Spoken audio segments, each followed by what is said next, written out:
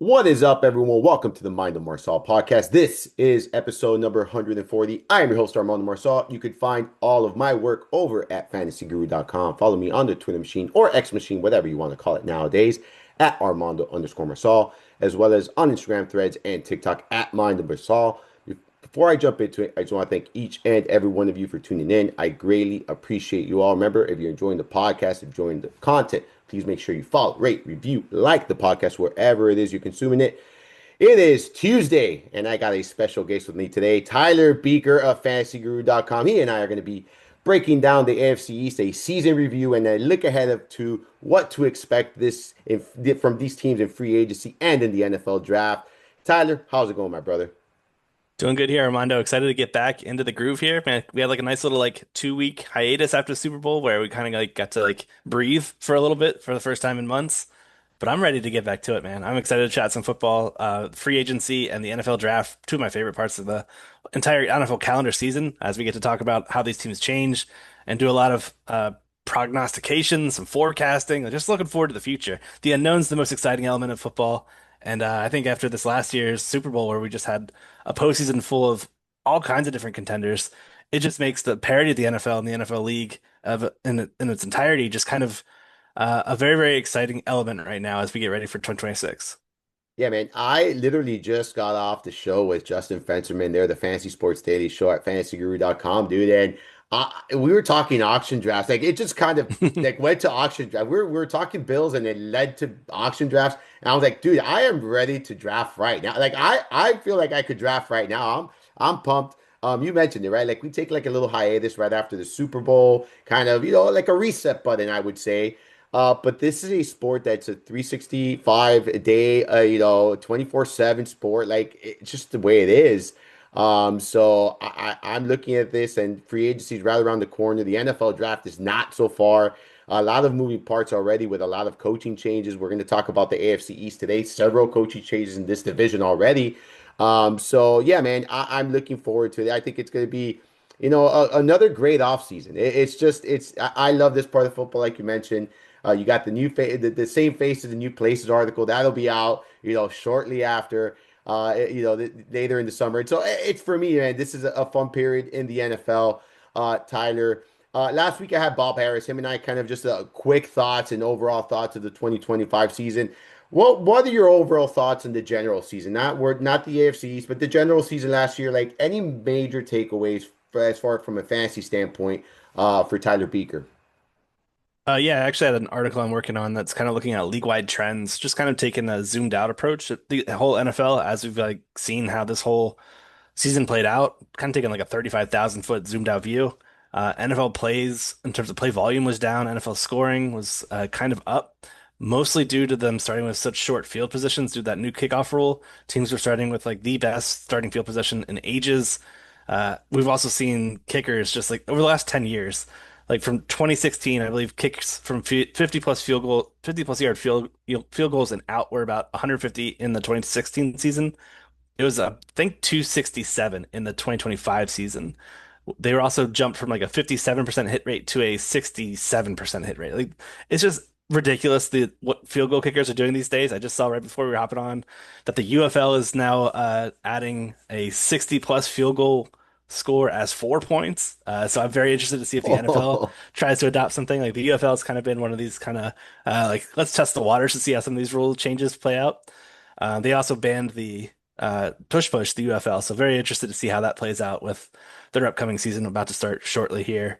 Another thing was rush volume. Rush volume was up on the rise, so I'm kind of much more inclined to like see how things have gone in like a cyclical format where we've seen the expansion of three wide receiver sets, a lot of the Shanahan McVay offenses kind of going in that direction, now pivoting toward more heavy personnel with multiple tight end sets. And we're seeing a lot more rushing because of it. We're seeing a lot more 12 and 13 personnel, heavier bodies out there, more tight ends. I'm very curious to see how that's played out in the terms of teams investing in the NFL draft with some more tight ends getting maybe some early draft capital. I know this is a good class for some incoming rookies at the tight end position. And I'm also just kind of much more open to going the running back path in like round one, round two of my fantasy drafts, where in years prior, I almost exclusively went with the modified or the anchor running back with just one singular guy. I'm much more open to going with one or two in the opening 2 to 3 rounds here after doing that research. So we'll see if it was more of just a 1 year blip or something that's a trend to stay. I honestly think it's more of a trend to stay where we're just going to see a lot more rushing as teams try to get bigger bodies to try to counteract the previous meta of the three wide receiver sets and a lot of nickel formations. The NFL is just a crazy thing, man. Well, so do kickers matter now? Is that what we're saying? Like, I think so, are we going to yeah. add them back into the? Because I removed them from all of my leagues. Are we moving them back into our league lineups? Is Yeah, that what man, we're doing? Cam Little blasting 68, 70 yarders.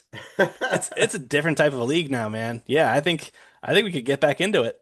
Yeah, I think we kind of started seeing a little bit of a transition going into last year's draft, by the way, as far as being more aggressive with running backs. I think you're going to see an even bigger, like, leap this year with more running backs being taken early because of what you pointed out. I think you're going to see a lot of draft strategy change. I agree with you. I think I'm going to start changing my approach a little bit. Obviously, depending on where I'm drafting and what I'm doing and, who's available, that's always going to determine who I'm choosing. But I do think being a little bit more aggressive at the running back position makes a lot of sense given what we've seen the last couple of years. I think you're seeing more running backs with that higher usage, than we have in years past. Despite still being a lot of committees, there's still a lot of committees, but the usage is still there for like James Cook. We just talked about him, and we're going to talk about Mhm. him today. Over 300 rush attempts after having just 207 rush attempts the year prior in 17 games. It's not like he didn't have 17 games. He played 17 games. He had more than 100 rush attempts last year than he did the year before in the same number of games. To me, that was pretty mind-boggling. I did not expect that, if we're being honest here. So I do think we're seeing somewhat of a shift here. We saw with the Rams, they used a lot of tight end personnel last year. Like they had multiple tight end sets often at a very high rate last year, especially in later in the season. So we're seeing these offenses kind of make that change. Interested to see how that happens here in 2026. You and I are going to talk AFC East today. We're going to be doing division by division. We're going to be doing 2 podcasts a week. So keep in mind, be on the lookout for those. For those who wondering what I was drinking, by the way, it looked a little suspect. This right here, this is bone broth, right here, bone broth. So I do drink some bone broth in the morning. It's good. Little source of protein there, ladies and gentlemen. So that's what that was for those wondering what the hell I was drinking at this time. No, it was not a big thing of beer or anything like that. So just in case. Tyler, you and I are going to talk AFC East, dude. This was a fun conference because they had two really good teams, and then you had that Dolphins at 7-10. The Jets were just awful. New England won this division, 14-3 record. Buffalo was second, 12-5. Both of them made the playoffs. Miami 7-10 did not make the playoffs. Jets 3-14. Clearly, Patriots and Buffalo dominant teams here. You and I are going to go in alphabetical order here. And we'll start with the Bills, man. They got rid of Sean McDermott there. They hired or not hired. They moved up Joe Brady. He was the offensive coordinator the last 2 seasons for them. He is now the head coach. This was a team that, for me, look, they were missing a key piece on offense, and that's a wide receiver one. Like I think that's been their Achilles heel here, the last couple of seasons. I think they tried to do that with Amari Cooper. It didn't work out. It hasn't worked out, so far with anyone they've added. I think they drafted Keon Coleman for that. He's been a letdown so far. They have Khalil Shakir, who's operated as a wide receiver one for them, but he's truthfully a slot receiver. That's what he is. I don't think he is that alpha, that number one wide receiver that we're looking for, right? And I think Josh Allen does need that. He does pretty much everything on his own. Obviously, this year he had James Cook. We talked about those numbers there. Over 300 rush attempts, double digit rushing touchdowns, led the league in rushing with over 1,600 rushing yards. Like just a phenomenal year for James Cook. But this offense is missing that wide receiver one. I think on defense, they struggled against the run. I think they have to change, make some changes there. Maybe change the scheme up. Maybe add some pieces there. But this was a team that I think left a lot on the table in 2025. Tyler, overall thoughts on Buffalo? What are your takeaways from this team? What do you think they're missing? Like, talk a little bit about this team, man, because I think a lot of people expected them to win the division. I think a lot of people expected them to make a deep run in the postseason and be representing the AFC, in the Super Bowl this year. And they fell short once again. And I think that's been a consistent pattern here with this team. And they haven't been able to, get to that next level. Yeah, unfortunate season. They had an opportunity in an AFC season where not many of the heavy hitters that we typically see actually progressed into the postseason and the playoffs. Got teams like the Chiefs, the Ravens. We just saw some struggles there with those squads. Unfortunate 12-5 campaign, second in the AFC East. I didn't understand the Sean McDermott firing. Felt like more like he was more of a scapegoat for a poorly constructed team. The internal promotion of Joe Brady from offensive coordinator to head coach kind of just feels like we're going to run it back. So I don't actually think we're going to see a lot of changes here. It was another huge season for Josh Allen, quarterback one in fantasy points per game, consistently top five producer year after year after year, dating back to, I don't know, 2019, basically. Career high in completion rates for Josh Allen.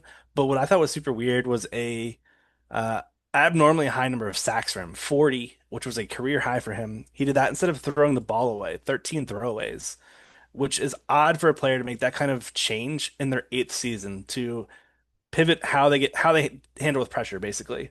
And I think a really big contributing factor in why this team fell short was the foot injury for Josh Allen. We saw he just had surgery for the outer part of his foot. He just had surgery like a week ago. There was a breakout there on the outer part of it. So he clearly played through it throughout the year, but his rushing numbers took a hit. I think his platform took a hit. His ability to escape pressure also decreased. So I think when we look back at the season of what if, I mean, it wasn't that long ago that we were seeing Josh Allen spread the ball around and all these different player makers getting involved, and it was just a like a rising tide lift all ships. Now it's become hero ball with Josh Allen, hero ball with James Cook. Like these two guys are kind of been the center and focal point of it. And with one of those two key pieces injured and not at 100%, they fell short. So I think that's really what we saw as for like the catalyst for why the Bills didn't go all the way this year. Yeah, I agree. And you mentioned Doug. He's been a top eight quarterback in every season since 2019. He's averaged over 20 fantasy points per game in every season since. He's actually been a top four quarterback in every season since 2020, right? And he's been a top two quarterback in all but one season in that span. Like he is like the guy. If you're investing in a quarterback, early on, he is the guy you invest in. I mean, mind-boggling numbers: 28.3, 26.6, 28 flat, 26.1, 24.4, 24. That's fantasy points per game per season that he's averaged since 2020. Just the and you meant I think what you said makes a lot of sense. Hero ball, and I think that's what we saw. Like it just looked like he was trying to make every play for the team, and if it wasn't him, it was Cook, and if it was either him or Cook. He's had double-digit rushing touchdowns in three straight seasons. Josh Allen. I really do think that they could use help in that offensive line. I definitely agree with that. I think that they could again add a wide receiver one. But for me, man, I think going into the season, and I said this earlier with Justin Freshman, I don't see the dynamic or the look of this offense changing all that much. Joe Brady has been around, right? And I agree 100%. Like I don't think they should have fired McDermott. I don't think he was the problem. I don't think he was the problem. So I think you're going to see a very similar Buffalo team. It's just now depending on what they add and what they don't add here. When you look at the running back, do you think James Cook is going to get 300 plus opportunities again in 2026? So last year we were all kind of thinking like, there's no way he retains this I know. ridiculous touchdown rate. That we never spent the time to consider what if the volume was elevated to match that touchdown rate? An extra 100 rushing attempts in one season. He went from 15.3 touches per game, which was RB 27 last or 2 years ago, up to 20.1 touches per game, RB 5. So RB 27 to RB 5. The touchdowns didn't go away that much. The rushing production, I mean, he led the NFL in rushing yards. If we take away his week 18 outing where he had just two snaps, he averaged 18.8 fantasy points per game, RB6. I think this offense is going to once again revolve around him. My big question mark for this squad, they were top five in yards before contact per attempt, a stat that I kind of credit more towards the offensive line. They've got their left guard and center both set to hit free agency. Very curious to see what happens there. I would be very shocked if they did not bring back one of those two guys. I'd expect center Connor McGovern to be the guy that they do bring back. But the offensive line, man, I think that's really where what it comes down to if they're able to continue this offense because this is what the uh the Brady offense wants to do. I think we're gonna see a lot of just them kind of running it back stylistically and unfortunately we just need that outside vertical separator that they've been on the search for what feels like 5, 6 years. Ever since letting Mac Hollins go, I guess. I Yeah, guess you could say that he was one of those guys that could actually do it well for them. Funny enough, he's doing it his best impression there with New England. But yeah, I think that that's really their big need. But the run game, we just really need to see what they do with that the interior of that offensive line before we can get super excited about James Cook. That said, I still think he's like probably going to be a round one selection for many drafters. Probably, I don't know, RB3, RB4. Is that kind of where you're thinking? Yeah, I said back end of the first round in fantasy drafts, maybe back end of the first round. I'd be stunned if he's in front of the second round, but I feel like top 15 player overall taken without question. You can make a case for what top 10 player taken overall. I think so, based on Yeah, we know this a lot of like I think it happens a lot where someone performs great one year and everyone's flocking to that player that next season. And I think his ADP is obviously going to increase significantly.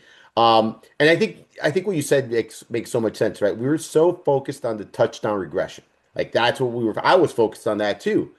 I never in a million years, and it's just because we hadn't seen it, not because I don't think he could handle the work, but we had never seen it from him. Like I never in a million years thought he was going to get over 300 rush attempts. Like he played yeah. 17 games in 2024. He had 207 rush attempts. He played 17 games in 2023. He had 237 rush attempts. Like I thought, okay, maybe 250. Sure, like if we're gonna push him further, but no, 300 plus. He had 349 opportunities last year. His best before that was 291 opportunities, and that was a season that he had 54 targets, like the most he's had in his entire career. Like so, it was a lot of that came from the passing game. So I agree. I think upwards of 300 opportunities is in order for him. I'm interested to see what they do with the offensive line as well, who they retain, who they add, and what they do there because I think that's important not only for Cook but for also for Josh Allen there. So I'm very interested. We talk about how important that is. So it's something we'll see very soon here. I'm pretty sure that they're gonna make sure that they have a good offensive line going to the next season. We talked about the receivers, Tyler. So, like when you look at target shares, Khalil Shakir led the Bills with a 21% target share, but that alluded to what 5.9 targets per game. Like that's what that equated to. Not much. Then you had Keon Coleman, 4.5 targets, 16% target share. Dalton Kincaid, 15% target share. Josh Palmer, 11% target share. Davis, when he played, he had a 10%. Like, they just spread the ball there in Buffalo. And I'll be honest with you, going into this season, right now we don't know what they're going to do. There's been a lot of ties with Mike Evans, maybe potentially being the guy that they land or the guy they go after. I personally would love to see that because that will get you that alpha, that will get you that guy that you can rely on, that consistent piece, that you can rely on week in, week out. Obviously, beyond the peak of his career, in my opinion, but still has plenty left in the tank, I think, right? So I think he would be a great addition here. But what do you see this team doing here? Like, are you, assuming things stay as is, what do you see Shakir? Like, another guy you can rely on here, a floor guy? Like, where are we with this? Because I really wasn't investing much in Shakir, understanding that I just don't see a path where he's going to get 9 to 10 targets a game. And I know he wasn't going there, but that's what I want from the wide receiver one in the team. I don't want 5 to 6 targets per game. I want 8 to 10 targets per game. Um, your outlook and on this receiver in this receiving group. It's been tough to invest in any of these guys. I mean, we really haven't seen anybody rise to the top in terms of commanding a massive target share. Shakir ahead of that, but okay, entering last year, he was wide receiver 37 in fantasy points per game. This year, wide receiver 36. So like these guys that are like the consistent back end wide receiver threes, front end wide receiver fours, I don't care for them when they're namely the low A dot versions of like the dime a dozen guys you can get off a waiver wire. And Shakir kind of is that career low 3.9 ADOT this past year. He had two top 12 weeks all season. That doesn't do anything for me in the start sit format. I don't care about that. He had 15 plus fantasy points in 3 weeks. So I just don't see the point in investing in these types of players. I will frankly just go elsewhere, hoping to get higher upside for start sit formats. Keon Coleman, I've kind of been rude to this guy throughout his career. I'm not gonna lie. I've been a player that I've been dunking on numerous healthy scratches this year. Ended his sophomore season, 38 catches, 404 and four. There were 109 wide receivers with 200 plus routes this year. He ranked seventh worst in separation score. He was bottom 12 in this last year as a rookie, so didn't get better. He was also top 20 in drop rate, wide receiver 82 in yards per target. And then we had the very bizarre call out by the front office where they're just kind of being like, well, this guy stood on the table for him. Well, let's let this guy stay around here with Joe Brady relative to uh, what's his name? The guy they let go, McDermott. Just a weird interaction there, airing dirty laundry that really just didn't need to be aired. Um, so I still think an outside wide receiver that can separate. I mean, they tried to bring in Josh Palmer, they tried Amari Cooper, they've tried so many different bodies throughout the years, but they just haven't really found a hit. I think not having anchoring bias with your guy that they've invested in, like Keon Coleman, would be very wise for this front office. Don't know if they'll do that. And what I say by that is moving on and just acknowledging loss is a loss rather than continuing to try and force feed them.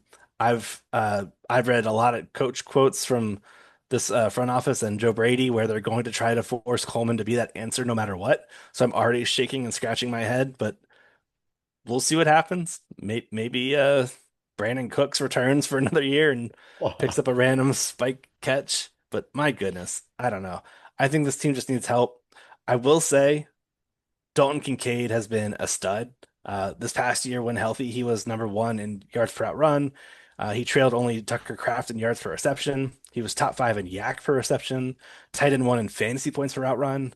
His only downside is the low route percentage, 44% mark in 2025. That was a 57.7% mark in 2024. So he saw a sharp decrease in that. We also saw injuries take a toll on Kincaid as well. But when I look at like this offense in terms of any type of player I feel content and bullish about putting in a starting lineup for start sit formats, Kincaid is probably the singular pass catcher. I trust him more than the wide receivers or the tight ends. And Kincaid right now, I think he's going, I don't know, probably tight end 10 through tight end 15. So that's kind of that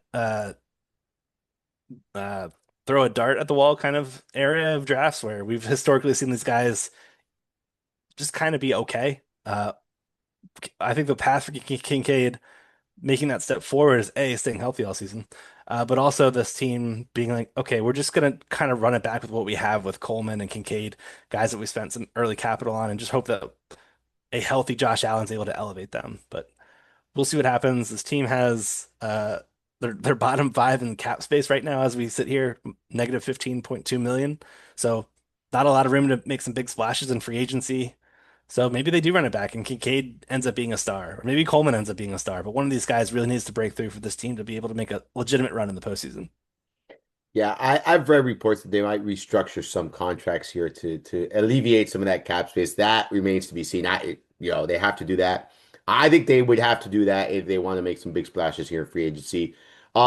Look, man, Keon Coleman so far has just been a disappointment in the NFL. I'll be honest. I had high expectations for him. I was a big fan of his, and he's just been, I mean, way below my expectations. That's for sure. Entering year three, there's nothing that says or suggests that this is going to be that year that he takes that leap forward. But like you said, if they give him that chance, you just never know. I agree with you about Dalton Kincaid. I think you're getting him at a good value. I just think with him, you have to understand, like, I think over the course of the season, he does have that top 10, top 8 potential, but it might not come on a consistent week to week basis. There's going to be some spike weeks for him based on how this offense operates. And that's just how it operates based on how the offense operates. I think there's going to be some spike weeks. There's going to be some poor weeks, but I think when you're looking at it over the course of the season, there's definitely top 10, top 8 potential there for the tight end position. It's just about, volatility on a week to week basis and just embrace it there. Um, Defense side, anything you see here? I mean, so it looks like they're gonna wait for what? We got Poirier, Espana out or set to be free agents. Boza, they're waiting on him. What do you think this like? Any needs here that you look at, or any deficiencies in the defense that they can improve here, based on what we saw in 2025? Yeah, I mean, edge for sure. I think that's one of their top needs. Bosa and Epinesa, both free agents. Greg Rousseau, I think he's been a big hit for them, but adding another guy across from him would be huge. I mean, you can never have enough pass rushers for a team that's eyeing some late postseason success. You want to have those guys you can just rotate through. Defensive tackle, this team allowed 4.99 yards per carries to running backs. That was the fourth highest last year. They were sixth highest in yards before contact per allowed, so their front seven essentially was just getting pushed off the ball. They were getting beat up. Linebacker, I think that also kind of echoes in that front seven. Terrell Bernard cannot stay healthy. Matt Milano's a free agent. They brought in defensive coordinator Jim Leonard from Denver, where they blitzed a ton in that scheme. So I think adding a versatile linebacker that can do it all, rush the passer, stuff the run, play in pass coverage, I think that should be high among this team's draft needs list. And then safety, they're losing both DeMar Hamlin and Jordan Poyer. So getting a guy back there would also be kind of a good investment. Yep, I agree. Anything we haven't discussed about the Bills? Anything else you want to talk about here? Man, I don't know. I don't really have anything exciting because I'm waiting to see what kind of moves they do in terms of restructuring to see what kind of cap space they have to work with. Because as of now, it just doesn't look like they're going to do much. I'd expect this to be a lot of this team running it back essentially with maybe some shakeups on the front seven side because they've got multiple edge rushers, interior defensive linemen, and linebackers all with expiring contracts. Yeah, so you basically it's going to be tough to make a big splash in free agency, right? Yeah, they might be able to make one. If they do make it, you think it's receiver? Honestly, I wouldn't be shocked if it were like an off-ball linebacker. They let who was it? Terrell Edmonds go to Chicago a few years back, and Edmonds has been one of those great linebackers. He and TJ Edwards, they've been a great inside duo. I think letting him go has kind of bitten them where they need like a good run stopper there. Devin Lloyd's been a guy that's getting hyped up now as one of the better off-ball linebackers available in this free agency class. I think he'd be a fun fit here. Yep, I agree with that. Let's talk Miami Dolphins. I mean, this is a team that, in my opinion, they just are blowing everything up and just starting from scratch here. They got a new GM, a new head coach. You got John Eric Sullivan, the GM now, and then Jeff Hafley is the head coach. The biggest, I think, thing right here is Tua Tagovailoa. Everyone's talking about what's next here. Is he going to stay around? If they're going to release him, are they going to trade him? Quite frankly, I don't know if there's going to be many trade partners here because I think everyone knows that it's a lot of money you have to take on if you take Tua Tagovailoa on your books. Although they did say they're willing to take, I think, up to 54 million on their books here in Miami in order to just part ways with him. But I think in these situations, player is either going to get released, or cut. That's really it. I don't see a path where he's starting for Miami in 2026. I think that experiment and that his tenure here is over, Tyler. Um, Before we jump into that, though, like overall thoughts on Miami, it was a disappointing season, 7-10. I just think that you look at this and it was injuries. The offensive line was a disaster. The defense took a while to get going. They did start playing better towards the second half of the season. Um, Obviously, Tyreek Hill getting injured it hurt the team, but it just never looked good. Like this team never looked like it got going. I don't know if it was the coaching. I don't know if it's the person. Like I think that there was just so many deficiencies within the organization, starting from the top. I always thought the GM was the problem here in Miami for many years now. It was not just coaching and personnel. Like I always thought it started from the top. So when they got rid of Greer, I was so excited because that's it. You start new now, right? Like now we got a new thing going here. But I think that this is a team that is going to tank in 2026 and then reevaluate anything. I personally would be looking to acquire draft capital. I would be looking to acquire, just as much draft capital as possible and just rebuild here because that's what I think is needed. Because when you look at the holes here, it's offense, defense, like all across the board. Special teams, everything. But your thoughts, your takeaways from Miami this past season, and then looking ahead at Tua Tagovailoa, what are expectations there for him as far as where he might be in 2026? Yeah, you nailed it with injuries being the basically the story of the season for Miami. The interior of the offensive line never really got a chance to get going with early injuries to both guard positions. James Daniels, Liam Eichenberg, Cole Strange, all with expiring contracts. The one guy that they do have on contract right now, left guard Jonah Savinier. I'm butchering that last name. Was dead last among all guards in PFF's grading, 79 out of 79. I will say the lone bright spot I thought was left tackle Patrick Paul. He was a 2024 round two pick, taking over the Teron Armstead spot at left tackle. Didn't do a bad year, and I think just getting a passable grade there was super important. I saw he had one of the better marks among all left tackles in pressure rate allowed, so thought that was very promising. Um, but yeah, I think you start here with Tua and that albatross of a contract. I mean, I liken it to the Denver situation with Russell Wilson not too long ago, where they had to eat $85 million in dead cap. If the Dolphins just outright release him, that's about $99 million in dead cap they're going to have to eat. I did not hear that they wanted to eat 50 or so to try to make it a tradable contract. So that kind of makes it tough for us as us playing like pretend GM of what kind of trades are possible. Because when you throw in that type of like money, that's like very situational in terms of who will be able to accommodate that type of a contract and who would be willing to eat that. Very, very few trade partners I think will emerge. So I would not be shocked if they tried to just get rid of him in terms of just an outright release. But again, that's just kind of more projection than anything. But it's just tough. I mean, we got a new general manager. I am enthusiastic about his style of build. They got a quote from him where he wants to build the team from the inside out. You have to make this is a quote from him. You have to make sure your line of scrimmage on both sides of the ball is big, tough, resilient, and has depth to survive. He also said we got to get the quarterback situation in place, but we're not going to do it in an irresponsible manner where we sacrifice building the infrastructure of this football team so that we can find our guy. So I just liked everything that we saw from Sullivan in terms of like quotes and how he wants to build this team. They're not rushing to do it, basically. They're losing Zach Wilson. We've got Quinn Ewers there. Sullivan comes from the Packers, so maybe we get some Malik Willis. I know there's been that connection there. It's been a routinely mocked one in terms of where Malik Willis may land, and he could be an affordable 1 to 2 year deal. I could liken that to the Justin Fields contract that we saw, where it was like a 2 year, $30 million contract or so, with it all mostly being loaded on the front first year. Which also means they could be in the running for a quarterback come 2026 draft, should it be a disastrous campaign. Maybe they get Arch Manning. Um, but yeah, I like that style of building a team in terms of like investing in the front trenches first. So interior offensive line looks like a huge spot where they should be spending a lot of resources and attention. Um, Pass rush. I mean, this team lost Jalen Phillips and Bradley Chubb over the last calendar year. They're going to release Chubb. They haven't done it yet. Chop Robinson, the round one pick, hasn't really emerged as that star guy they wanted him to be as a round one pick. Um, Also, keep in mind this defensive that we're going to see from Jeff Hafley and Sean Duggan. They don't blitz. They were 27th in the blitz rate. So getting home with like the edge guys is super, super important. So I think that'll be a big need for them. They got the 11th overall draft pick here in this year's class. What else? Cornerback. Like everybody's gone.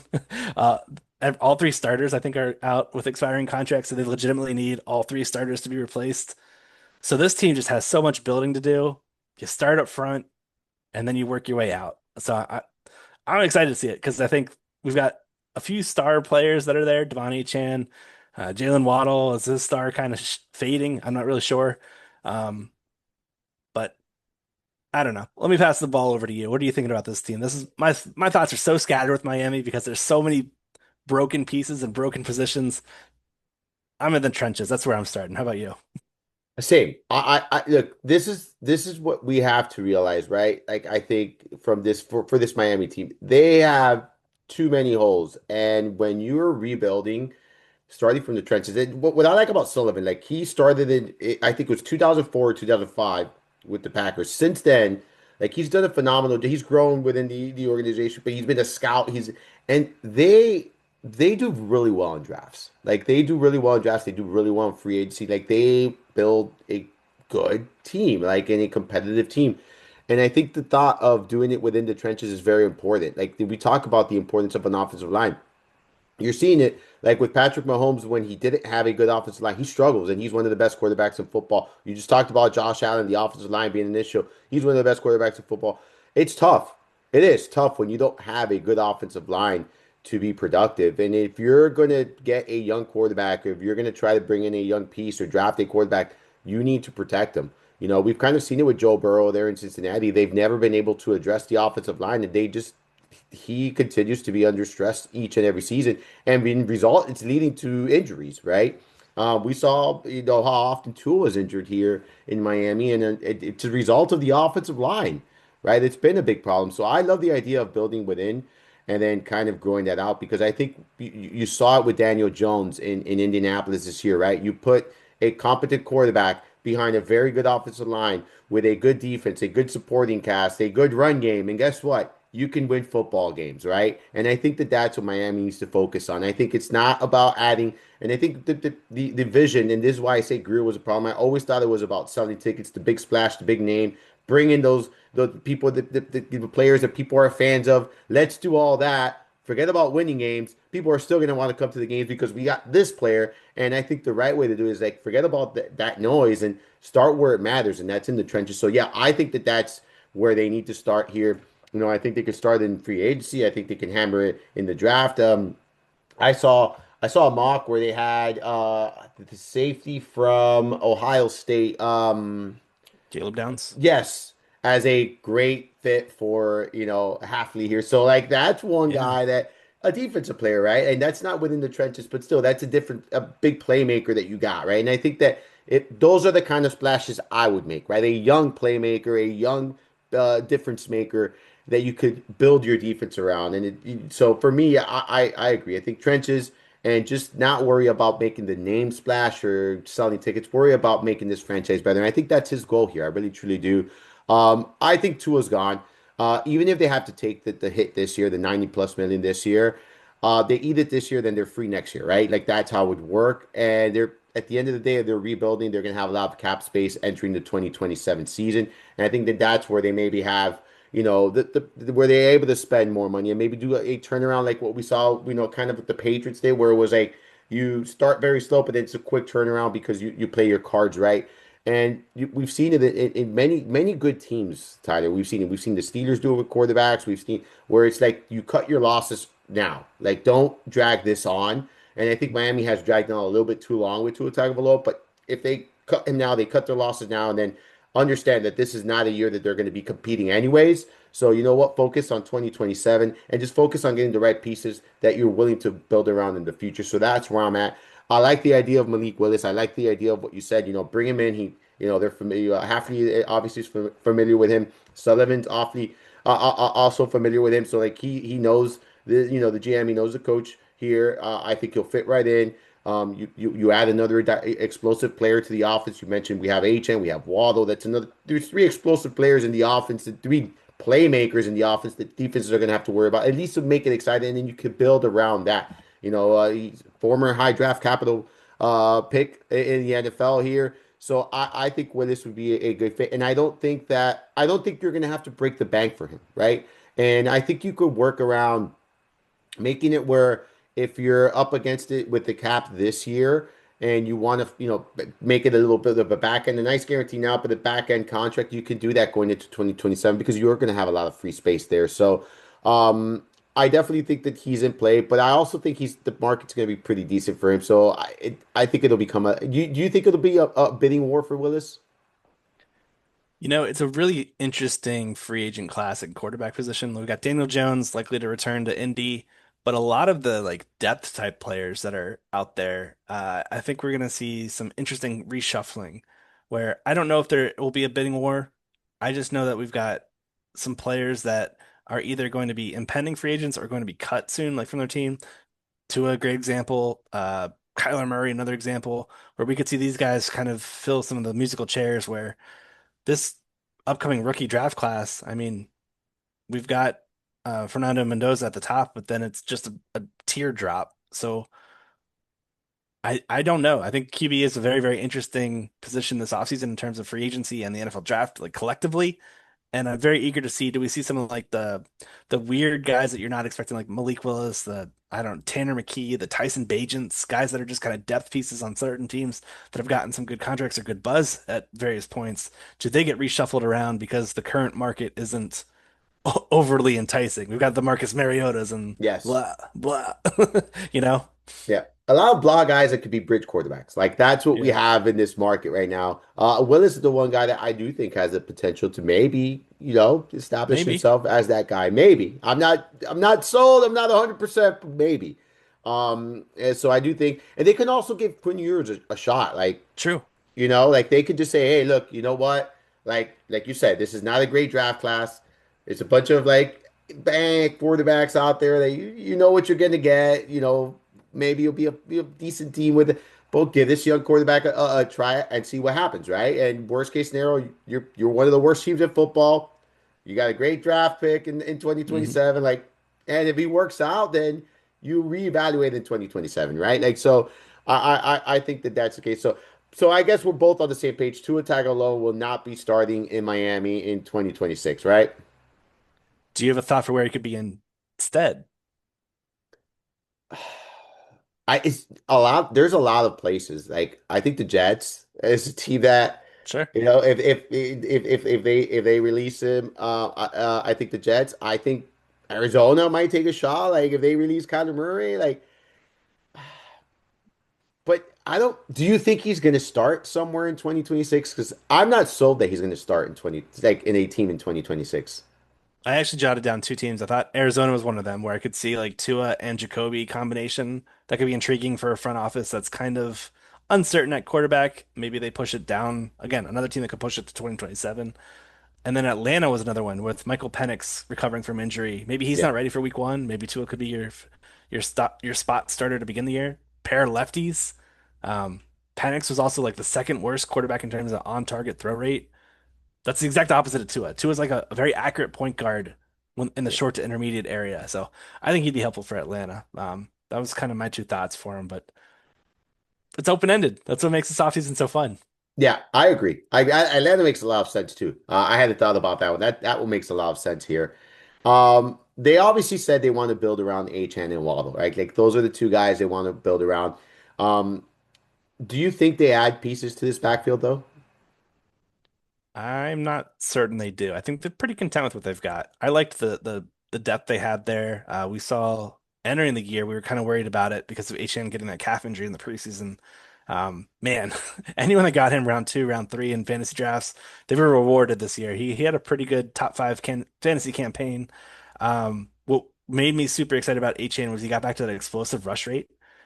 As a rookie, I think he had like 7.8 or 7.9 yards per carry. He had a 12.6 explosive run rate in that rookie season. Led the league, obviously, with that. Led the league again in 2025, 10.1% explosive rush rate. So then you add the offensive line. Like we talked about some of the struggles they had in the interior. This was still a top five line in yards before contact per attempt. Um, Career high in targets per game for Achan. I just view him as the star. Like we thought maybe all this work would kind of slow him down and negate some of the upside and the explosiveness. I didn't see that in 2025, so I'm kind of very bullish on him maintaining this type of workload. Maybe dialing it back a little bit in terms of the rush volume, but I think this is here to stay. The depth they've got behind him, we're gonna see. Yeah, there's zero expiring contracts at the running back position, so unless like Madison retires or something, then I think we're looking good. Yeah, I don't see many moving parts here either. And HN, I mean, he's proven like the one thing that I was concerned about is durability, and he's been durable. And he's been a top five back in back-to-back seasons. I think the departure of Tyreek Hill is going to help HN because of the work in the passing game. You know, how many targets has he had now the last two seasons? He's had over 80, 85 and 87 the last two seasons, so plenty of targets there for HN. I think that's here to stay. I think his involvement in the passing game is going to be just as good as it's been the last couple of seasons. So I agree with you. I think they're going to be confident here and let him be that, workhorse for them. He's had 290 and 323 opportunities the last two seasons. I think that's kind of where we're going to see him at, maybe closer to that 290 to 300, maybe not 323. I agree with you. Last year he had 238 rush attempts. Might dial that back to what, 210, 215, but 80 plus targets is in order for him. So yeah, I think that's here to stay. Looking at the receiving group, Tyler. So obviously Tyreek Hill, 24% target share last year, 7.2 targets per game. He only played 4 games. All right. So like let's keep Yeah. that in mind. Like in the games he played. So they were without him for most of the year, but still they lose a big piece of what was their offense. And I think that's going to open up the doors for Jalen Waddle to continue to see heavy dosage of targets each and every week. 6.2 targets he averaged last season, 23% target share. I think we're going to see upwards of 25% target share here for Jalen Waddle, if we're being honest, because I just don't see them adding many pieces at the receiving. I think that there's so, yes, they might add some secondary pieces here and there, but I don't necessarily think they're going to make a big splash at the position. Um, because number one, they don't have their quarterback situation figured out just yet. Number two, there's so many holes here, and like you mentioned, like they're going to try to build within. So I think that that's one of the secondary, even maybe a third option as far as how the level of importance here. for Miami. So I think it's going to be Waddle. I think he's going to get peppered with a ton of targets here in 2026. And I think they'll get some, a couple of little pieces here and there, but I just don't see any significant addition here in the passing game at the receiver position that is here for Miami. Any thoughts on that? Like, do you think that they're going to be making any changes here, or do you think that this is, kind of Waddle's going to be that guy for them? I do kind of envision that he will be the lead guy. I think they'd be wise to add another field stretcher on the outside, maybe a bigger bodied X or a bigger bodied flanker, somebody that just has some size to them, because I don't think we could go in with the Malik Washingtons and the Taj Washingtons as like outside guys. They're just not the right size, whether it be height or weight reasons. Um, but Waddle, I found it super interesting. I was looking at his splits with and without Tyreek on the field. Very minuscule in terms of his target production going up and fantasy production going up. Less than one target per game, less than half a fantasy point per game. Wide receiver 26 in fantasy points per game for Waddle on the season.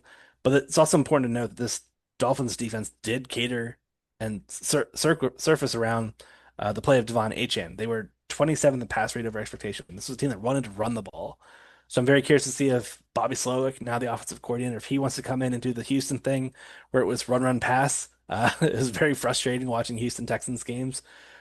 I will say that in 2024, the last time we saw Slowick as the offensive coordinator, he had Joe Mixon as the RB2 in fantasy points per game for weeks 1 to 13 prior to a late season breakdown where eventually injuries caught up to him. So I think Achane's going to see a lot of work in this offense. And I think subsequently, the pass volume beyond Waddle will probably be thin and spread out.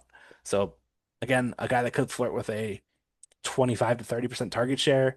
I will note Waddle was super effective last year, despite some of the up and downs with him in terms of statistics. He was against single high coverage, a 30% target per out run rate and 2.99 yards per out run, both top 10 marks. So he's still got it. Oh, I he would just like to does. see, I would just like to see them add another vertical guy. He does. I agree. Like I think the Washington experiment that has to be over, right? The Malik Washington experiment. It's the same thing as Shakir to me. I just don't understand it. Like Malik Washington entering the league was super great at like yak per reception and missed tackles forced. Wasn't there though. I mean, he finished number 4 among all wide receivers in slot catches. I'm sorry, not slot, in screen catches this year. 21 catches, but 3 of 21 slot catches, screen catches, pardon me. I keep saying slot. 3 of 21 screen catches went for a first down. Like he wasn't getting anything on these catches. They were basically just give up plays. And Malik Washington, 5'8", Taj Washington, 175 pounds. Like the Washington slot bros is like, okay, you're fine there. Like that's not really a position of something I'd put high in terms of the rebuild pecking order. Like that's probably third tier, fourth tier, because you've got some guys there. They're young. Maybe they get better.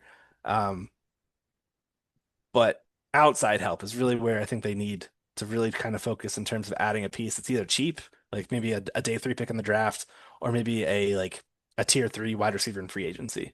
Yeah, I agree with that, man. I definitely don't think it's going to be a big name here on the outside that they're going to be adding. Darren Can I Waller, can I run a name by you? go ahead.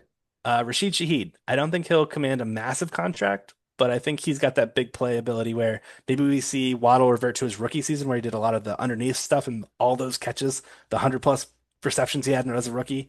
Maybe he gets back to that as the chain moving kind of guy with Shaheed kind of being that lid lifter and a field opener. Do you think he could be an interesting fit here? I would like that. I would definitely like that. I think he would be a good piece, and I think he would be because he also gives you special teams, right? Like so, he gives Yeah. you a little bit of everything. So he's going to help multiple departments. I just think that he's probably going to get a similar offer from he's getting in the market from Seattle. And is he going to leave? Right? Because Mm. I do think that they'll give him an offer. I don't think they're just going to let him walk without an offer. Maybe I'm wrong, but I don't think they're going to let him walk without an offer. Um, Given it, and not because of what he brings to the offense, but what he brought to them in special teams. It was a big difference maker for them in special teams, is what he did. Like, and that they were one of the better special teams units in the NFL, and I think he had a big role in that. But yes, I think he would be a great fit for Miami. I think he would be a very good complementary receiver next to Waddle. Um, that would be a good addition there. Darren Waller set to be a free agent again. Hey. Look, I think Miami could use tight end. I think they could use a young tight end, obviously. Again, I don't think that's a priority for them, but I do think if you get a young tight end with good blocking skills, it's going to be a benefit for this unit, especially when they're trying to, improve the offensive line. So, wouldn't be surprised to see them, um, you know, I don't think they're going to land likely. I'll be honest with you. I don't think that they're going to be in the market for likely. But he's someone that's going to be in the market. He's someone that when you look at last year, he improved in his pass blocking quite a bit last season, and someone that I think would be a good fit in Miami. I don't know if that's the case, but what are your thoughts on Waller and his whatever his decision may or may not be, and then someone like likely? Do you think Miami will be in play for them? Yeah, weird combination for the Dolphins at tight end this past year. Darren Waller, 6 touchdowns on 24 catches on that 1 year deal.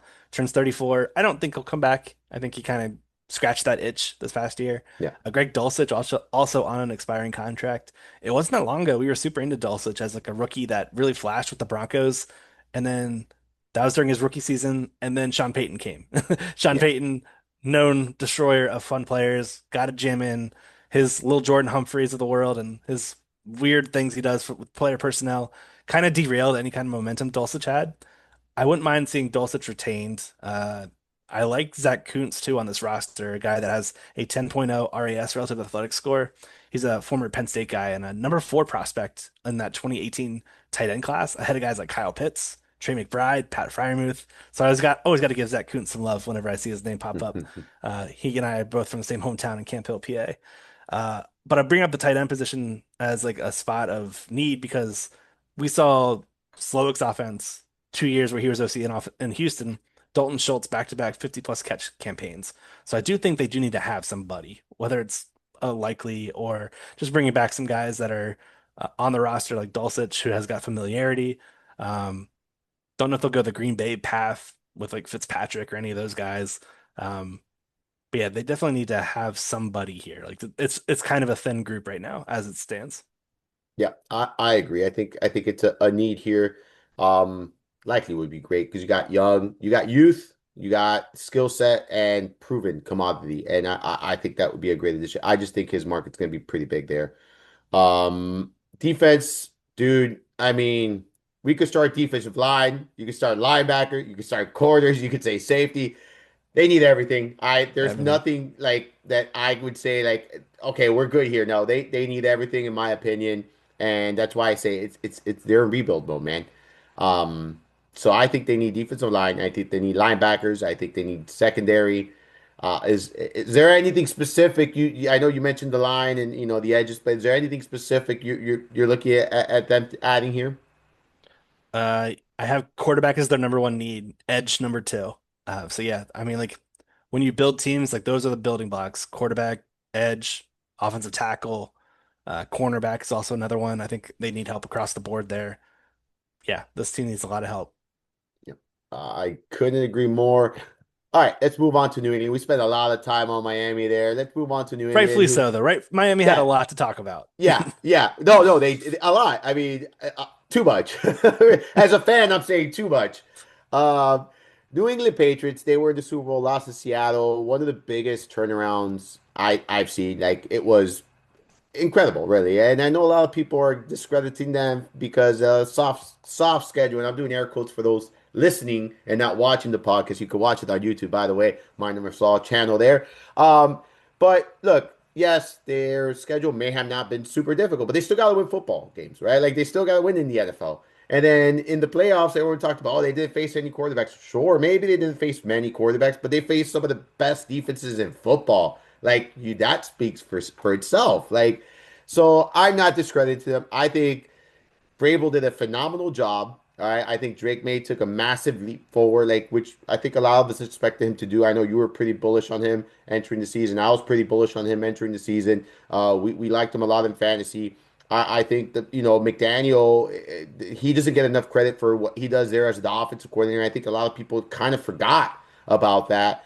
And it was just the perfect storm in New England. They just fell short against the better team at the end of the day, right? This is a team that they did to continue to build around Drake May. You continue to work on that offensive line. What do you? We'll talk about this, but I'm gonna moving Will Campbell.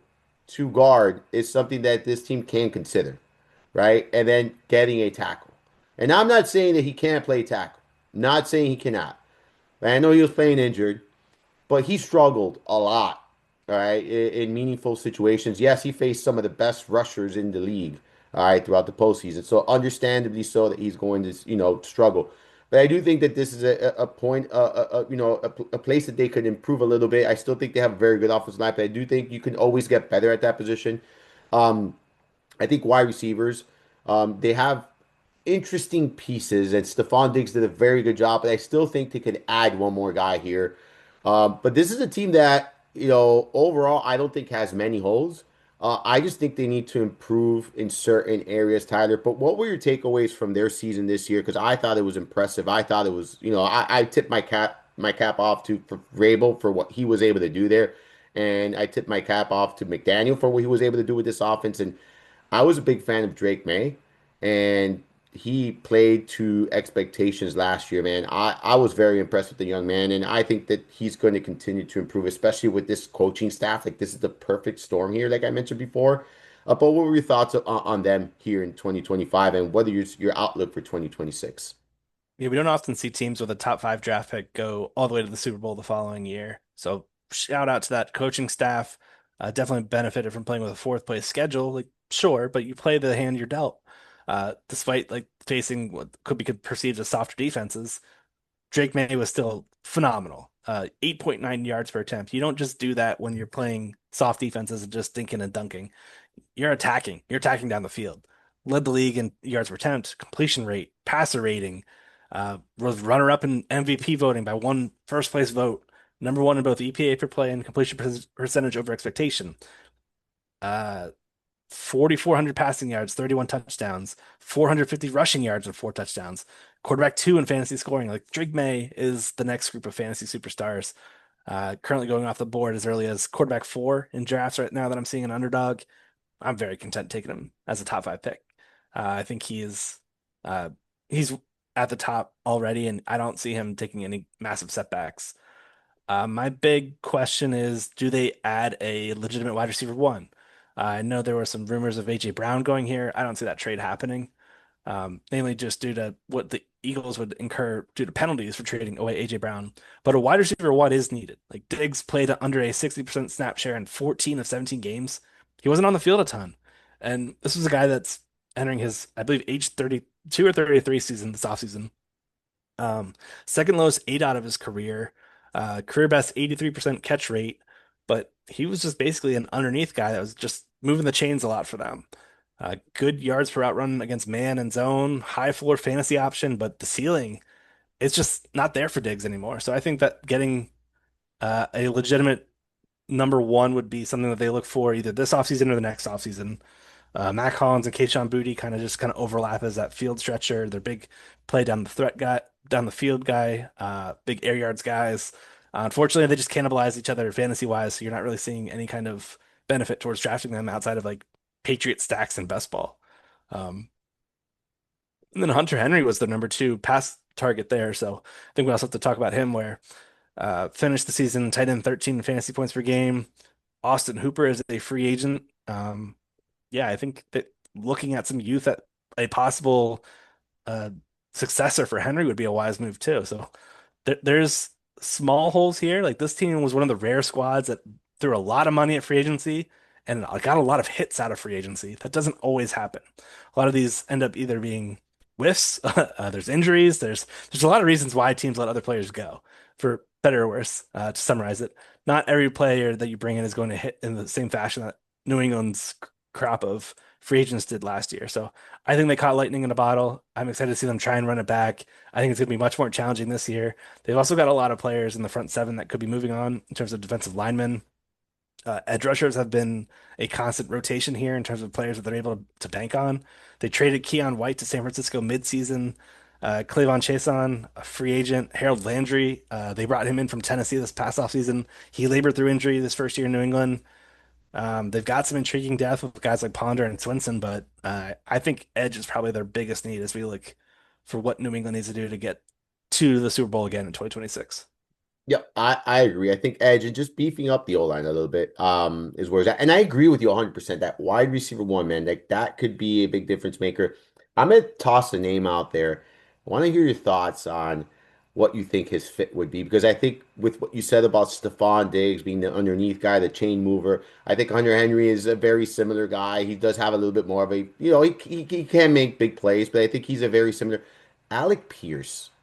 I feel is a very interesting player and name for a team like this because I don't necessarily think that, he's viewed as like Mike Evans and none of that, but I feel like Pierce can be a very good piece for this offense. His average yards per target was over 10 or over 11. I think it's 11.8 if I'm not mistaken, or in that range. Um, man, I feel like he's such an interesting guy. And I feel like whoever lands him, I think is going to get a good piece. But I feel like New Mhm. England, man, that makes a lot of sense. Any thoughts on that, Alec Pierce in New England, if that's a fit that you think would work? Yeah, absolutely. I mean, he led the league in yards per reception back-to-back seasons. I think, like when we looked at Drake May as a profile, as a rookie coming into the league, we were super excited about his big play hunting ability. He wanted to search for that big play down the field, and we saw it from time to time with Hollins, Boutte, even Demario Douglas, a slot receiver that was getting some vertical action too, and Diggs from time to time. But yeah, he's a big play hunter. So getting a guy that loves to live in that vertical element as a field stretcher, I think it's a great fit. And it would get kind of rid of this murky Hollins booty kind of like what's going on there. But I think he's going to demand a pretty big contract. I think we could be looking at anything from 25 to 30 million. I look at what like Jameson Williams got. I think he had 27 million last year. Um, so I could see something like north of like 30 million for a guy like Pierce as people try to outbid each other for a guy of his services. Yeah, you just don't see those types of guys that win vertically consistently like he does at 6'3", 211, 4.4 speed, 93rd percentile vertical. Like he's got it all in terms of being like a jump ball guy down the field. So I think he'd be a great fit. Yeah, I agree. Both Ramondre Stevenson and Travion Henderson will be back here. Yeah, I don't think anything changes in the backfield. I think we're going to see a little bit more of Henderson than we did this past season. But I think it works. I think with their backfield, it works. Stevenson, that combination of Stevenson, I know it's a nightmare for fantasy purposes. And I know it sucks for fantasy managers, but from a football standpoint, dude, it works. Stevenson, Henderson, I'm in. yep. Do you think you see a shift in usage though, like maybe a little bit more on the Henderson side this upcoming season? I wish. I just don't think it's going to Yeah, happen. I neither do think I, dude. I think the realistic outcome is we're probably going to see a very similar split, very frustrating for us, where one player goes down, we're going to see elite production from a singular outlet for however many games or weeks that is, but until that time, it's going to be a frustrating committee. They did let go of Antonio Gibson this past week, so that kind of thinned things out a little bit, but he was kind of more of like a special teams there at this point. But yeah, Stevenson tied this organization through Yeah. 2028. Do not forget that. Correct. That's why I said there's not going to be any changes back here. Yeah. Um, One last thing about Drake May, like there's always that concern about the software slump. He was the opposite of that. I mean, his numbers, you said them all. I'm not going to be all through the roof. I think he's going to pick up exactly where he left off. I'm with you as far as taking him as a top five quarterback. I know we talked about it last year, but we saw more of the rushing element of his game, right? Like we Thank saw God. Thank God. we saw what he's capable of doing. Like we saw what he's capable of doing. So I think that dual threat, that dynamic. If you invested in him last year, good for you. You got great returns. Get ready to pay a premium price this year, ladies and gentlemen. We talked about the receiver position here a little bit already. Like it's Stephon Diggs, Hunter Henry. I think Hunter Henry was a great value last year. He was someone I was bullish on. I was drafting in best ball. You and I talked about him a lot in the preseason as well. He had an 18% target share. It was volatile production, and that's understandable when a team spreads the ball like New England does because they spread the ball a ton last season. But over the course of the season, you're going to get your money's worth if you invested in Henry. And I think that's going to be the same this year. I don't know if there's going to be consistent production on a week to week basis, but I do think that there's going to be top 12, production over the course of the season. So I view him as a good investment this upcoming season. Um, Offensive line, look, they good offensive line. Your thoughts on moving Campbell to guard? I want to hear your thoughts on that. Is that something you'd consider, or would you keep him at tackle? That was whispered during the NFL draft process where his arm length was brought into question as a top five selection in the draft. Maybe. I haven't heard that surface again these past few weeks or so. Is that something that's currently getting some buzz?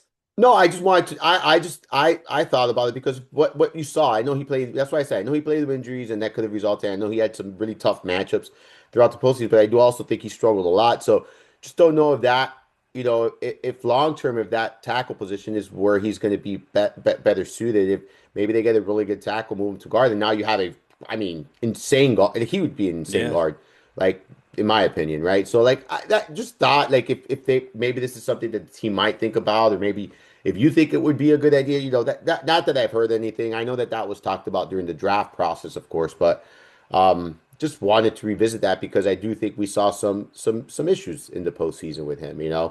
at protecting Drake May. So I think it's an interesting thought, especially with I think offensive tackle, just adding one would be a wise choice. I think they have Morgan Moses, who's 35, if I'm not mistaken, at right tackle.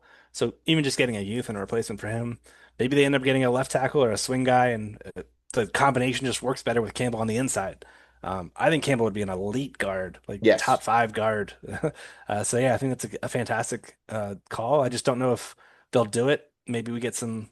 We would need some hubris there in terms of them and the humility. Like, okay, we're moving you inside, buddy. We still have a lot of faith in you, but we just think you might excel here more. yeah, I agree with that. Um, as far yeah, they're also so they got a couple of tackles, this depth pieces that are going to be moving on in free agency. So like I agree. I think adding even if you're not starting a tackle, add some tackle depth piece for sure. Defense, I would say edge is what they could use. Like that's like that would be the where I would focus on. Any thoughts on that or anything on defense you see that they can improve on? Yeah, I talked about the edge pieces a little bit ago. 19th in pass rush win rate. I think they just need some help there and some depth. Safety, I think that could also be a position of need. They've got some good cornerbacks, but adding some playmakers in the back end. Safety Jalen Hawkins is a free agent. Not sure if they bring him back.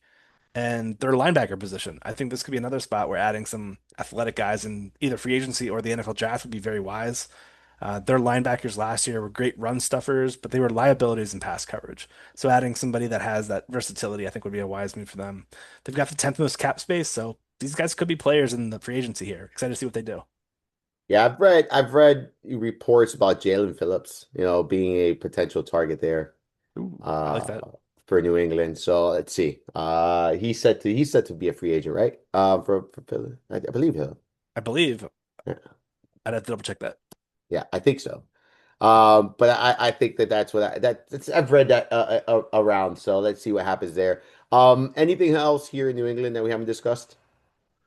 Yeah, Jalen Phillips is a free agent. No, England. Yeah, the only other thing I just want to recircle back, I think adding a elite young tight end would be super wise for this team. Yes, yes, I agree. Like Hunter Henry's good right now, but Yes. based on well, okay, so based on what we talked about at the beginning, right, where what you said that you pointed out the tight end, an extra tight end for this young quarterback because Hooper wasn't like super involved, but he had his little moments where he was helping the offense. Like it was Hmm. in small, bunches, but it happened. So I agree with you. I think having a second, I think we saw the Bears do that last year, right? They extended Komet and then they added Loveland. And I don't think that was by accident, right? So I think you're seeing that there. You saw Tyler Warren, what he was able to do early on in the Colts, like kind of seeing these younger tight ends be a little bit more impactful early on in their careers in recent years. And I think that could be very helpful here for a young quarterback. So I agree with that call. I love it right there. Um, Let's talk about the Jets, man. It was a a dumpster fire of a season. I have no other way to describe it, really. I had higher expectations, I'll be honest with you. I was more invested in the Jets than I've ever been, and it just backfired on me. I thought Breece Hall had a ton of potential. That did not work out as I anticipated. Garrett Wilson obviously dealt with injuries, but just was not the year for him. And then Justin Fields, that experiment was just one that failed miserably in New York. Um, Man, this is another team where I look at it. Brees Hall is set to be a free agent. I don't think he wants to play in New York. I think the team knows that. Um, really, the only thing they have is what Garrett Wilson. Like that's it. So this is another team like Miami with a lot of holes. Um, Talk to me about the Jets, Tyler. Like your thoughts on this season. I think it was just awful. And then what they're going to be doing here in 2026. I mean, are they in rebuild mode like Miami is? Yeah, tough one. Yeah. The three-win teams, there's just a lot of things we got to cover here. We can start at QB with Justin Fields. Um, we invested in him pretty bullishly as like a late round kind of guy, where if you weren't taking one of the elite options, we thought he would be a great pick at like the QB 12 plus kind of range, where he's just kind of your break glass kind of guy, where you waited forever and he was still there. And he went 2-7 as a starter. I don't think quarterback wins are notable, but I do want to point out one of his two wins, he had six completions in. Uh, just wanted to point that out for the fans at home. This guy was just so volatile though. Three top five fantasy weeks, 4 weeks outside the top 24 among all quarterbacks with 250 dropbacks. He was quarterback 32 in e-pay per play, quarterback 34 in deep throw rate, and he was like arguably too conservative. And it just rarely ever put his team in position to succeed. The Jets went from number two in dropbacks per game with Aaron Rodgers down to bottom seven in those games where Fields was under center. We talked about the lack of depth in this year's draft class, so they sit at number two with their draft pick. And given the state of the quarterback class, I think it's just such a teardrop from Mendoza that this and the fact that this team has so many holes that they're either going to have to run it back with Fields, go through free agency as to find someone new, or maybe use one of their day two picks. They've got picks 2, 16, 33, and 44. So they've got some options where they could get some of the secondary tier or third tier guys in the rookie class, or go the free agency route and try to pick up some help there. But QB is really where I think we should need to start. And then the next one's Brees Hall. Unfortunately, I just saw a quote prior to us recording.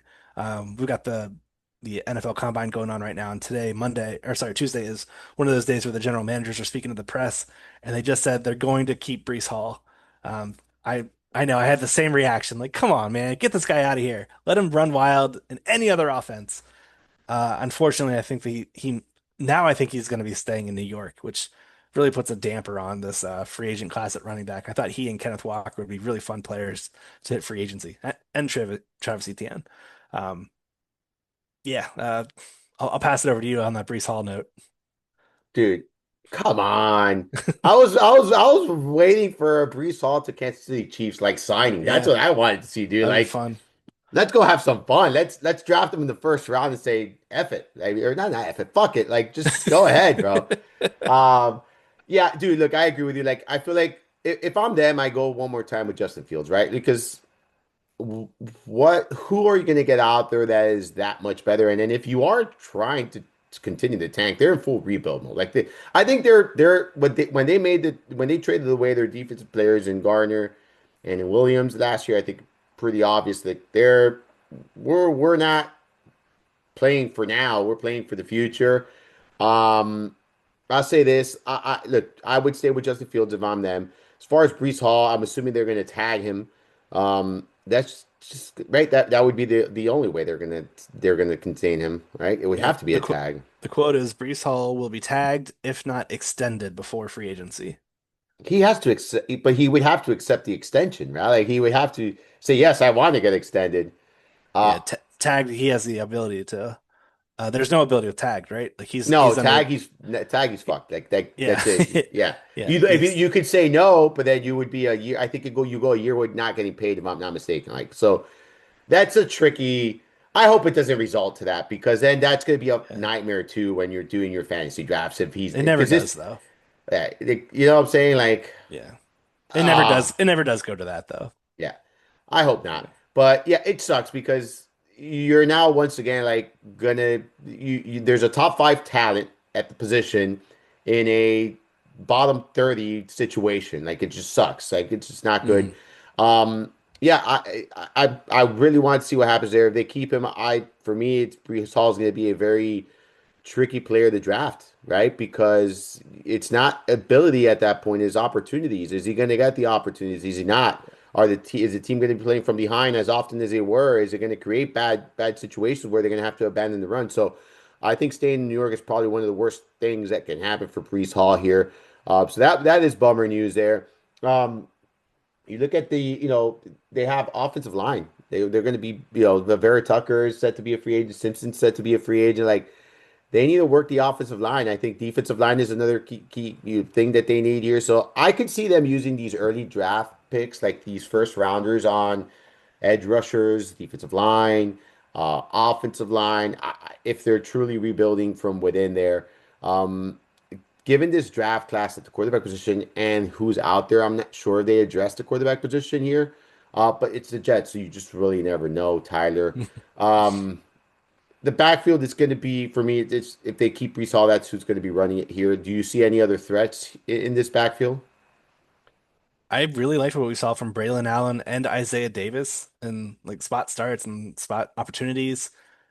I just don't understand the spending of money on Brees Hall. I mean, they have almost 80 million. They have the fourth most cap space, but it just seems like burnt assets where this team has so many holes. Like, even if you franchise tag him, that's what, 14, $15 million at running back. Spend that money elsewhere. Like, there's Yeah. so many positions of need here. Yeah, Elijah Vera Tucker. I don't know if they've tried to bring him back. He's just unfortunately been injured so much, where that's really just kind of been the story of his career to date.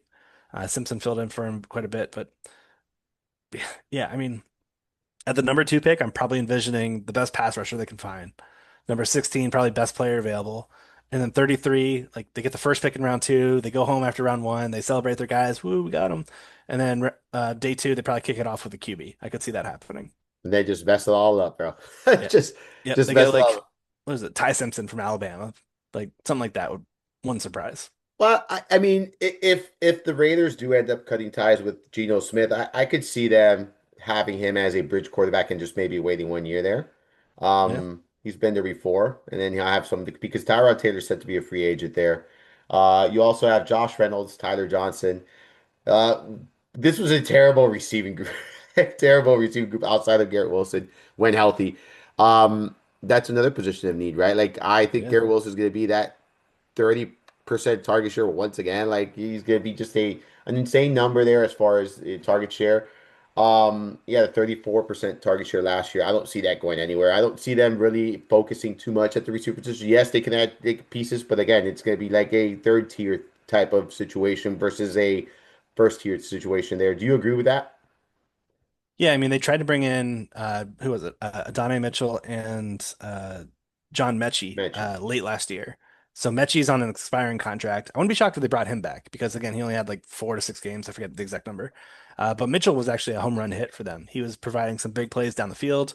Unfortunately, it just wasn't always consistently connecting. But he saw some good volume. I think it was let me pull up. I believe it was 7.8 targets per game.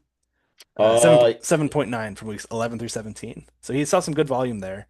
Uh, but Garrett Wilson, weeks 1 through 6 when healthy, 9.3 targets per game. So we'll definitely see Mitchell will see definitely see some less volume, but I do think Garrett could be an interesting combo with him and Mitchell, who showed that downfield vertical ability is just kind of overlapping with what Alec Pierce had. So I understand the move to get rid of him. Um, Again, he's a former round two draft pick. He's just 23 years old and under contract for 2 more years. So I like that 1-2 punch. And if they bring back Mechie, I think that'd be interesting too. But there's just so many holes to fill. Wide receiver isn't at the top of the board to me. Yeah. And they have their young tight end Mason Taylor. I think he showed flashes. I think early on in his career. I think that they can build off of that. I don't necessarily think that's a massive need for them. But any thoughts on that? The tight end position there for the Jets? He was under 35 receiving yards in 10 of 13 games. I think that's still a position of need, to be honest. I'm not sold on it. They did spend round two capital on him. Doesn't mean they're going to spend strong capital, but I don't know where I am with Mason Taylor, whether that's reflective of quarterback play or what Taylor brings to the table. That was going to be my follow-up question. Do you think That's that fair. that because the quarterback play was abysmal, like it Yeah. was abysmal. Yeah, I look, they can always beef up the tight end position, but again, I don't think it's going to be a priority for them. I think the trenches is where it's going to be a priority, and they kind of build out. That would be the way I would do it. Kind of what Miami's mindset is there in New York. Um, Defense, man, again, this is another team that could use defensive line, could use linebackers, could use secondary. So there's not a particular piece, but I do think that there are some good edge rushers in this draft class. So I do think that they're going to take advantage of that early in the draft. So I wouldn't be surprised with one of their first picks they take an edge rusher here. And that's kind of the direction I see them going here. But any thoughts on their defense or anything else? Like there's like the thing, like you said, they have so many holes, so it's like we could go and be like nitpick and say safety and linebacker. But if I'm looking at what this draft class is, and I'm kind of guessing on what they might do, I can envision a scenario where they're taking an edge rusher early on in this draft. Yeah, number two pick. I think you spend those type of premium picks on quarterback, edge, offensive line. Like I think those are really what you're really looking for. Um, I envision edge being their spot where they're looking to get some pass rush help. They also need help. I'm not saying to do this at two, but like at 16, we could see them address literally any position on defense. I think that would be an upgrade. Off-ball linebacker, safety, corner. Like they just need help across the board. So whatever they do, I think we need to keep in mind this is General Manager Darren Moogie's second offseason. We saw, I mean, midseason last year, he couldn't even wait for the NFL draft. He was doing a little bit of a fire sale with Sauce and with Quinn and Williams. So I'm excited to see what he does. We've got maybe some reasons for optimism. He's just kind of got to eat his vegetables before he can get to the steak, kind of thing. Exactly, exactly. We got to get the appetizer that we're going to the main course. All right, we got to get do it little by little here, especially when you're in a situation like the Jets are, where there's just so many holes here. Anything else here on the Jets side that we haven't discussed that you want to mention? Yeah, Aaron Glenn, what the hell, bro? Like he fired his whole staff, like 11 of the 22 coaches he brought with him. They're all now elsewhere. Uh, it's very much the Tim Robinson meme where we're all trying to figure out the guy who's doing this with it clearly being Aaron Glenn as the problem. Yet I think because he lost all those games late in the year and they were rewarded with high draft picks, they want to bring it back with Aaron Glenn because it was just an ineptitude left and right. I don't have much to say other than the coaching staff he assembled looks like a disaster in the waiting. Um, it's also maybe we see some former Lions players travel now from Detroit over to New York. I think there's a few expiring contracts. Guys like Amik Robertson, I think he'd be a good ad for the Jets. Alex Anzalone, I think he'd be a good off-ball linebacker to add. I think we could see some of those types of plays where we get to see some reuniting players to coach kind of thing that we did not see in the first offseason with the Jets. Um, but yeah, this coaching staff to me is just a train wreck waiting to happen with Frank Reich, who hasn't coached in like 3 years now becoming their offensive coordinator, and who has it? Bill Musgrave. I don't know. I think these are just retreads that they're just trying to catch lightning in a bottle. Do you see a scenario where Glenn is not the head coach of this team by the end of the 2026 season? Yes, by the end of week 6, I could see it happening. I agree. I think he's going to be one of the first coaches on the hot seat, like right away. I think he's starting the season on the hot seat, if we're being honest. I Like, don't know how he survived. I think that seat is hot as fuck right now. Like he's sitting, he's like, fuck, fuck, fuck. Yeah, yeah. It's only a matter of time, in my opinion. Jets go 0-3, he's out. Like simple as, especially if they look like shit, he's out. At least I don't think he's going to be there all season long if they're struggling the way they did last, because it didn't look like a good football team. Like it looked really bad. You watch them, and aside from the Raiders, there was no worse team in my opinion watching like that I watched last year, because the Raiders they called it they called it the season like after like week 2, like they were done. The Jets were not that far behind though, so. Yeah, man. I think there's going to be a lot of change here in the AFC East. I do still think though that it's Buffalo and New England, the two teams that are the ones you want. I think this is a very lopsided division, right? Where you got two really powerhouse teams and two really bad teams in rebuild mode. Interested to see how that plays out throughout the season. Interested to see, who's worse between Miami and New York, and who Yeah. is better between Buffalo and New England. Like really the two sides of this AFC East division there, Tyler.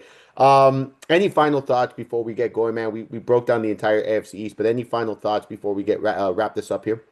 Yeah, I think you mentioned it pretty well. We got two teams contending, two teams rebuilding. Should be a fun offseason because I think a lot of these squads, good amount of money in terms of what's available in cap space outside of Miami. But very excited to see how these teams make their moves as we get through free agency and the NFL draft.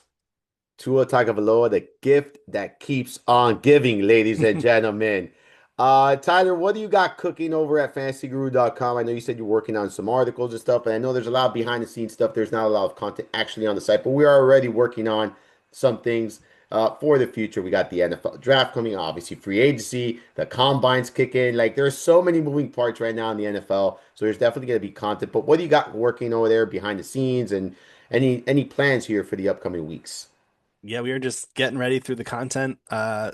We had a little bit of a hiatus, but we now enter franchise mode, which is my favorite part of the off-season program over at Fantasy Guru, where we'll talk about all things free agency, all things rookies. I'm already starting my rookie evals. I'm starting to dive into some of these. We're doing this division by division kind of recap, which is a great way for me to also kind of get into my team needs and everything I'm kind of writing for those kind of columns. Um, Also putting a pin kind of in like what we saw last year. I think it's just a nice way to like put some finality to the 2025 season. But I'm very, very excited for this upcoming rookie class. I think it's going to be a fun one to break down. We'll have those rookie profiles up in the near future. It feels like this little hiatus we had has already blown by real quickly. Um, and then you guys can always catch me over on our Fantasy Guru Discord. I'm always there answering questions. If you guys got anything, feel free to hit me up. Yeah, make sure you check out all of Tyler's work there, man. Always great stuff. It's best ball content, his rookie content, all the content that he puts out there. It's great stuff. Uses a lot of the analytics in his content. Is just I enjoy reading it each and every time. Appreciate you hopping on. You and I are going to be doing this now multiple times a week. We're going to be Mhm. going division by division, reviewing the 2025 season, looking ahead at the 2026 season, some expectations, changes, needs, all of that good stuff that could be found here at the Mind of Marcel podcast. So make sure you're tuning in each and every week. Tyler and I, for the next couple of weeks, we're going to be doing this twice a week. Today we talked about the AFC East. So make sure you enjoyed it. Hopefully you enjoyed it. Hopefully you liked all of the content we talked about today. Remember, you can find all of my work over at fantasyguru.com as well. Follow me on the Twitter machine at Armando_Marsal, as well as on Instagram threads and TikTok at the Mind of Marsal. If you're enjoying all this content, please make sure you follow, review, and like the content wherever it is you're consuming it. Hopefully, you enjoyed this week's journey through the Mind of Marsal. For the great Tyler Buecher, I'm Armando Marsal. Until next time, folks.